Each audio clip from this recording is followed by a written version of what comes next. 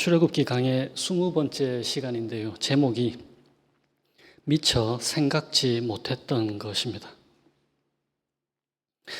오늘 본문을 통해서 제게 목표가 한 가지가 있습니다. 미국과 한국에 살고 있는 우리가 미처 생각지 못했던 것이 무엇인지 알게 되는 것입니다. 주님의 성령께서 우리 각 사람에게 말씀해 주시기를 기원합니다. 처음 한 2, 3분 동안은 제가 어려운 단어를 한 두세 가지 사용할 거예요. 단어가 생소할 수는 있지만 뜻을 이해하기는 쉬우니까 조금만 집중해 주시면 좋겠습니다. 이 세상에서 기독교에 대한 반대가 많이 있잖아요. 특히 한국에서는 대단히 거셉니다. 그분들을 설득하기는 쉽지 않겠지만 그들이 생각해 볼 수 있게는 할 수 있을 거예요. 오늘 설교를 듣고 나면요. 그래서 그분들에게서의 반응이 내가 잘못 생각했을 수도 있겠구나 하는 반응이 나올 수 있게 될 수도 있겠습니다. 영어가 더 편하신 분들이 계시기 때문에 제가 영어 단어도 함께 몇 가지 사용하도록 하겠습니다.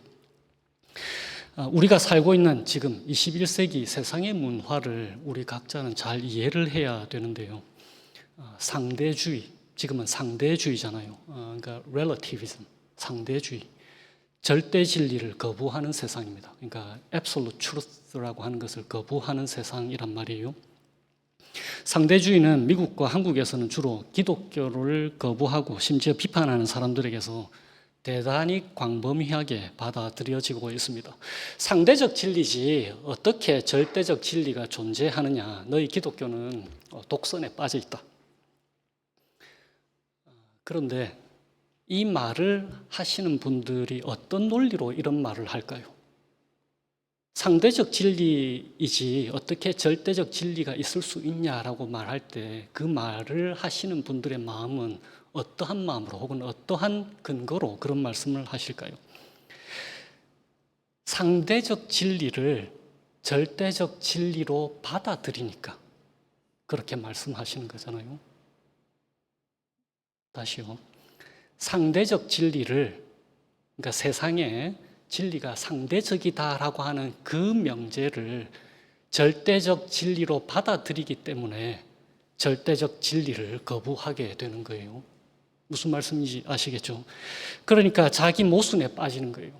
상대적 진리가 참이다라고 말하는 순간 그 진리 자체가, 그가 선포한 그 말 자체가 상대적 가치이기 때문에 진리가 될 수 없는데 그것을 진리로 생각하는 거예요. 그러니까 자기 모순에 빠지는 거예요.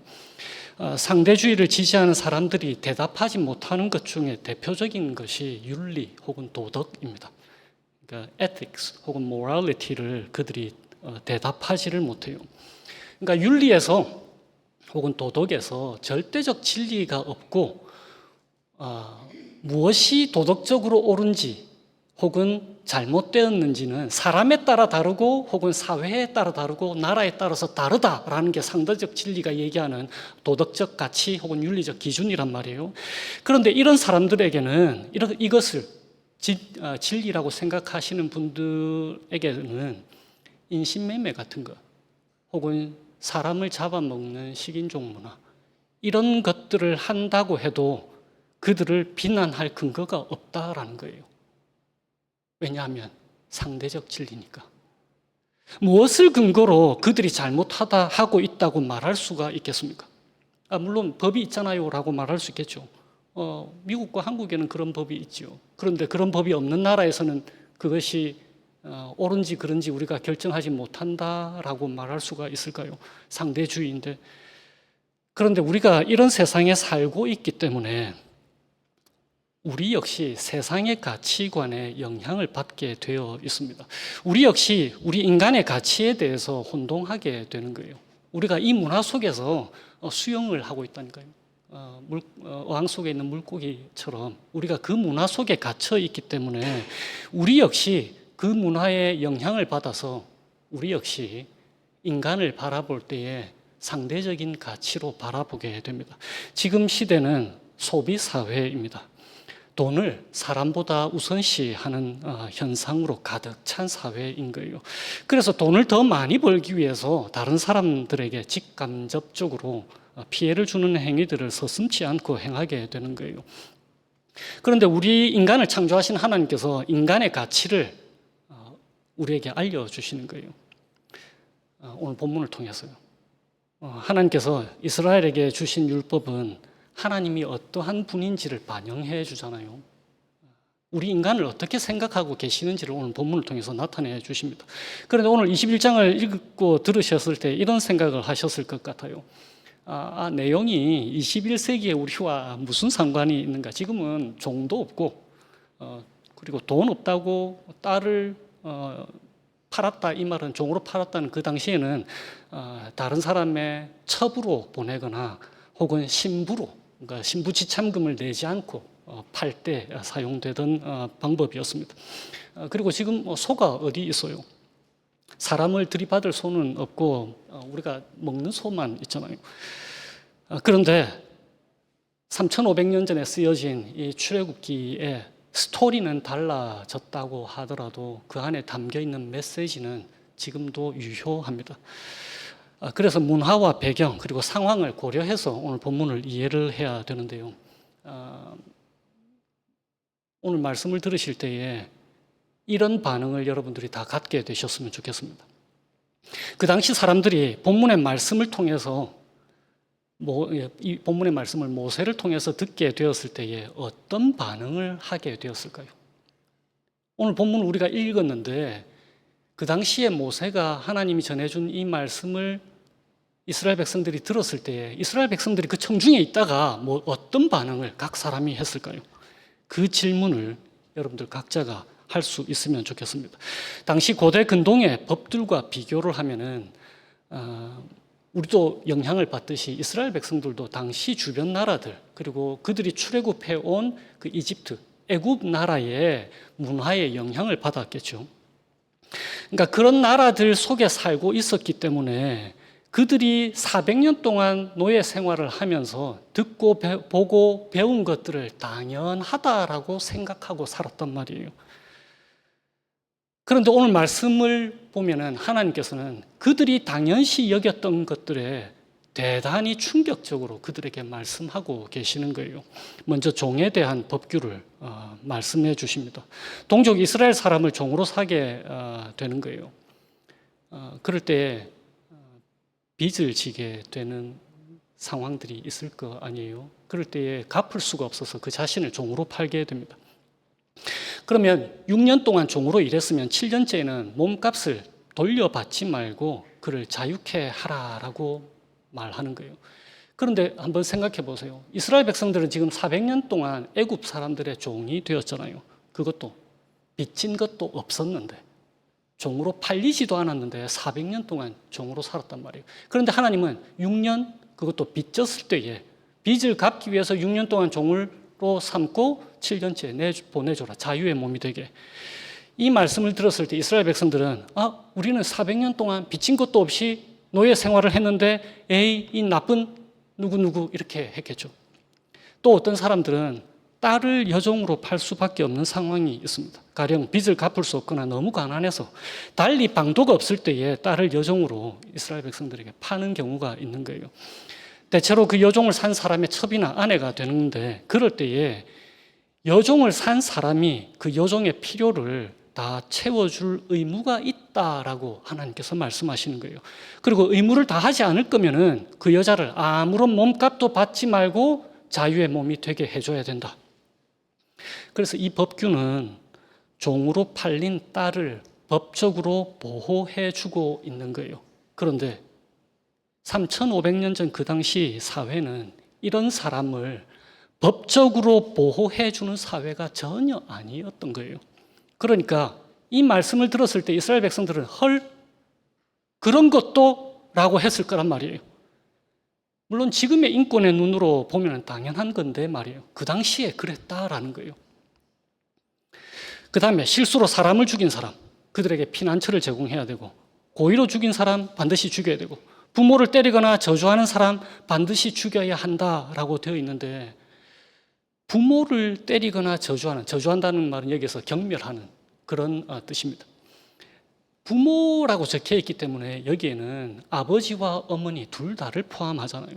그런데 당시 이스라엘 주변의 어느 문화권에서도 어머니는 여자이기 때문에 법적 신분을 전혀 누리지 못했습니다. 그러니까 그들이 미처 생각하지 못했던 거예요. 그리고 어떤 사람이 종을 때려 죽였으면 반드시 형벌을 받아야 합니다. 그리고 어떤 사람이 자기 남종이나 여종의 눈이나 이를 상하게 하면 그들을 자유롭게 풀어주도록 하나님이 명령하시는 거예요. 그런데 당시 문화에 어느 나라도 종을 이처럼 법적으로 보호해 주지 않았습니다. 그러니까 이 말씀을 모세를 통해서 들었을 때에 이스라엘 백성들이 어떤 생각을 했을까요? 우리가 당연시 여겼던 천대받던 사람들이 예를 들면 노예라도 그들이 단순히 재산이 아니구나라는 생각을 했겠죠. 왜냐하면 하나님의 형상을 따라 지음받았으니까. 그것이 바로 그들이 미처 생각하지 못했던 것입니다.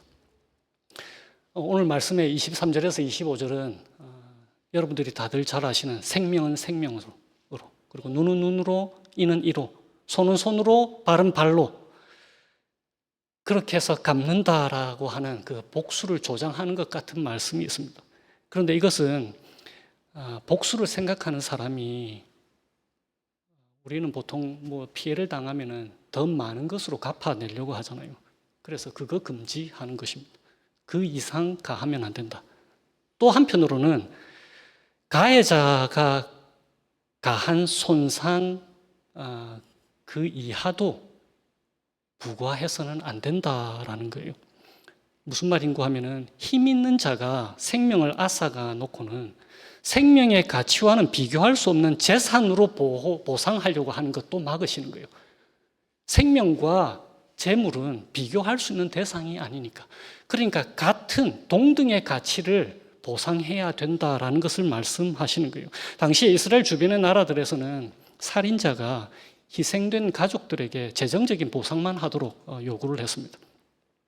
반대로 당시의 그 문화에서는 주거 침입을 하거나 혹은 도둑질을 해도 사형을 가했단 말이에요.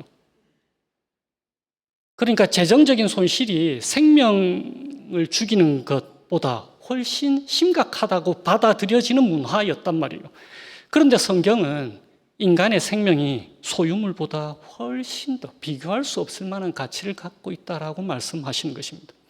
그런데 생명은 생명으로 해서 훨씬 더 중요한 점이 한 가지가 있습니다. 그것은 모든 사람을, 종까지도 포함해서 모든 사람을, 여자도 포함해서 모든 사람을 평등하다라고 보는 거예요. 계층이나 빈부에 상관없이 범죄에 대한 처벌이 같아야 된다라는 뜻으로 생명은 생명으로, 눈은 눈으로, 이는 이로 이렇게 말씀하시는 거예요. 가령 예를 들어서 이렇게 생각해 보세요. 억만장자가 다른 사람의 눈을 상하게 했다라고요. 그럴 때 벌금이 100만 불이다. 미국에서는 워낙 벌금이 높으니까요. 벌금이 100만 불이다. 그런데 반대로 가난한 사람이 같은 범죄를 저질렀을 때에도 벌금이 100만 불이다라고 해보세요. 벌금은 100만 불로 똑같지만 억만장자에게는 100만 불도 껌값일 수 있지만 가난한 사람에게는 100만 불은 도무지 갚을 수 없는 것이 되잖아요. 그래서 하나님께서 생명은 생명으로, 그리고 신체의 일부는 신체의 일부로 같은 가치를 가지는 것으로 말씀해 주시는 겁니다. 손은 손으로, 발은 발로, 그렇게 말이에요. 그런데 이것은 문자적으로 집행하라는 게 아닙니다. 가령 예를 들어서 피아니스트에게 손의 가치와 성악가에게 손의 가치가 같겠어요? 같지 않잖아요. 그러니까 손은 손으로, 발은 발로라는 말의 의미는 생활수단은 생활수단으로, 이런 뜻입니다. 그러니까 너희가 처벌을 할 때 혹은 보상을 할 때 반드시 같은 가치여야 된다라는 뜻으로 말씀해 주시는 거예요. 그런데 이 같은 가치가 어디에 달려 있다고요? 계층과 빈부 이거에 상관이 있다고요? 그렇지 않다라는 것을 말씀해 주시는 거예요. 400년간 애굽의 종살이를 하다가 세상 문화와 가치관에 젖어 있던 이스라엘 백성들에게 이 말씀을 하셨을 때 이스라엘 백성들은 대단하게 충격을 받았을 것입니다. 분명해요. 그런 말은 듣도 보도 못한 것이니까. 그걸 하나님이 말씀해 주신 거예요. 그런데 오늘날 우리의 문화에서는 어떤 게 이런 것일까요? 하나님이 우리에게 성경을 통해서 말씀해 주실 때에 우리가 충격받아 가지고 그런 것은 듣도 보도 못했다라고 하는 게 무엇이 있을까요? 지금 우리의 문화가 어떻습니까? 더 많이 배운 사람, 더 많이 가진 사람, 더 많은 권력을 가진 사람, 더 많은 능력을 행하는 사람, 예를 들면 노벨상을 받은 사람, 이런 사람들이 다른 사람들보다 더 많은 가치를 갖고 있다고 생각하게 만드는 문화잖아요. 교회 안에서는 어떻습니까? 신앙이 좋아 보이는 저 사람을 위해서는 예수님께서 특별하게 피를 콸콸 쏟으신 것 같은데 나를 위해서는 신앙생활을 잘 못하니까 예수님께서 저 사람을 위해서 쏟으시는 피방울이 좀 튀긴 것 가지고 흔적을 묻혀주셨나? 이렇게 생각하실 수도 있을 거예요. 그런데 그런 게 아니다라는 거예요. 그런데 여기에서 여러분들이 오늘 21장이 쉬운 본문이 아니니까 이런 질문을 하실 수도 있을 거예요. 목사 양반, 그래도 하나님이 노예 제도를 인정하시네? 본문의 핵심은 이것입니다. 당시에 널리 퍼져 있는 관습은 하나님이 허용하십니다. 그런데 그 관습들이 갖고 있는 악은 제거하시고 혹은 제한하시는 거예요. 오늘날 관습은 어떨까요? 하나님이 오늘날 우리의 관습도, 문화의 관습을 허용하고 계십니다. 하나님은 그럼에도 불구하고 우리가 당연하다고 생각하는 그 관습에서 나타나고 드러나 있는 혹은 내재되어 있는 악을 제한하고 제거하시기를 원하시는 거예요. 우리의 문화, 당연하다고 생각하는 것에 내재되어 있는 악은 어떤 것들이 있을까요? 우리도 모르는 사이에 당연하다고 생각하는 것들인데 하나님께서 제한하고 제거하시려고 하는 것이 무엇이 있을까요? 존 캐버너, 이분이 우리 여기 세인루이스 유니버시티 철학과 교수님이셨는데 지금은 작고하셨습니다. 하나님 나라에 계시는데 소비사회를 사는 그리스도인이라는 책을 지으신 분이십니다. 이 책은 제가 자주 강조하는 그 IBP에서 Modern Classics, 19세기 말에서부터 21세기 초까지 클래식, 고전의 가치가 있다고 생각되는 책들을 선별했는데 그 책들 중에 15번째 책입니다. 이분이 폴란드 출신 그리스도인에게 이렇게 말합니다. 이제부터 여러분들 잘 들어보세요. 폴란드 출신 그리스도인에게 이분이 말씀을 하시는 거예요. 그 나라에서는 공산주의에 저항하기 위해 가장 큰 용기가 필요하겠지만 미국에서는 소비주의에 저항하기 위해 가장 큰 용기가 필요합니다. 그런데 그가 이 폴란드 그리스도인이 이렇게 대답합니다. 아니요. 폴란드에서도 공산주의의 유물론, 머티리얼리즘, 공산주의의 유물론, 머티리얼리즘보다는 자본주의의 물질주의, 머티리얼리즘. 이분이 영어로 쓰실 때 그 단어를 똑같은 단어로 썼어요. 다시요. 아니요. 폴란드에서도 공산주의의 유물론, 머티리얼리즘보다는 자본주의의 물질주의, 머티리얼리즘에 반대하기가 훨씬 더 어렵습니다. 공산주의는 우리가 눈으로 확인할 수 있지만 소비주의는 훨씬 더 교묘하고 치명적입니다. 이렇게 대답한 거예요. 제가 이 책을 인용했을 때 여러분들이 이런 반응이라면 그 당시 3,500년 전에 이스라엘 백성들이 모세를 통해서 들었던 말씀에 대한 반응일 거예요. 그게 뭐가 문제지라고 하는 그 반응 말입니다. 당연하다고 생각했는데 그렇지 않은 것, 미처 생각지 못했던 것. 우리가 어항의 물고기처럼 소비사회에 그만큼이나 젖어 있는 거예요. 이 질문에 이제 한번 답해 보십시오. 이 책에 나오는 질문입니다. 이루어야 할 일을 계획하지 않을 때, 남들과 나 자신을 비교함으로써 무언가를 증명하려 하지 않을 때, 정보를 만들지 않을 때, 나에게 정당성을 부여하는 사물을 생산하지 않을 때, 그때 나는 어떤 존재인가? 다시 쉽게 말씀드리면, 내가 사회에 아무런 도움이 도움이 되지 않는다라고 생각이 들 때에 나는 어떠한 존재인가? 지금 세상은 그런 사람들을 별 가치가 없는 사람이다라고 말하는 문화잖아요. 지금 우리의 문화가 그렇다고요. 이루어야 할 일을 계획하지 않을 때, 남들과 나 자신을 비교함으로써 무언가를 증명하려 하지 않을 때, 정보를 만들어내지 않을 때, 다시 말하면 지식을 만들어내지 않을 때, 대부분의 과학자들에게 해당되는 거예요. 나의 과학에 아무런 진전이 없을 때, 나에게 정당성을 부여하는 사물을 생산하지 않을 때에, 회사에 계시는 분들, 그럴 때에 아무런 가치를 만들어내지 못할 때에, 그럴 때에 나는 어떤 존재인가? 그 질문 말입니다.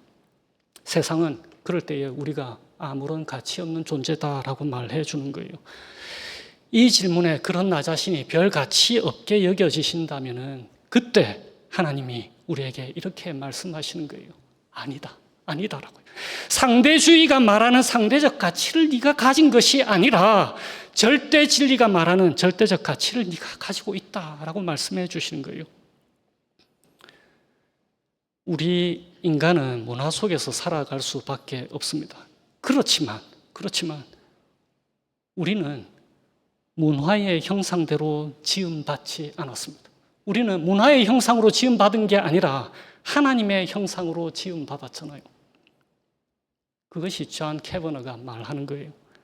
세상이 혹은 세상의 문화가 나를 별 가치 없는 존재라 할지라도 나는 그런 문화의 형상이 아니라 하나님의 형상인 거예요. 다시 그 질문으로 돌아옵니다. 이루어야 할 일을 계획하지 않을 때, 남들과 나 자신을 비교함으로써 무언가를 증명하려 하지 않을 때, 정보를 만들지 않을 때, 나에게 정당성을 부여하는 사물을 생산하지 않을 때, 그때 나는 어떤 존재인가? 병상에 누워 있기만 할 때에, 아파서 누워 있을 때에, 아무런 일을 못해서 어느 누구에게도 도움이 되지 않는다는 생각이 들 때에, 너무 어려서 공동체에 아무런 도움이 되지 않을 때에, 너무 늙어서 공동체에 폐만 되고 아무런 도움이 되지 않는다고 생각이 들 때에, 그래서 다만 다른 사람들에게 부담만 주는 사람인 것처럼 생각될 때에, 그때 하나님께서 말씀해 주시는 거예요. 예수 그리스도의 형상을 통해서 우리에게 이렇게 말씀하십니다. 내가 너를 위해 죽었다라고요. 나의 생명의 가치가 바로 너의 생명의 가치다라고 예수님께서 그렇게 말씀해 주시는 거예요. 그분이 우리를 위해서 자신의 생명을 내어놓아 주셨습니다. 이 주님과 함께 자신과 이웃을 존중하며 살아가시기를 주님의 이름으로 축원드립니다. 기도하겠습니다. 주님, 세상이 저희들에게 속삭이는 그 많은 이야기들에 저희들의 귀를 기울이지 않고 닫게 하여 주세요. 그리고 하나님의 말씀을 향하여서 참으로 굳게 닫힌 저희들의 귀와 저희들의 마음과 저희들의 눈을 활짝 열어 주옵소서. 주의 성령께서 그렇게 하여 주세요. 그래서 저희들이 이 땅을 살아갈 때에 세상이 저희들을 만들어가는 것이 아니라 저희가 세상을 만들어가게 하시고, 또한 저희는 하나님의 형상으로 지음받은 자다라는 그 고백 속에 주님과 동행하며 살아갈 수 있게 하여 주시기를 예수님의 이름으로 기도합니다. 아멘.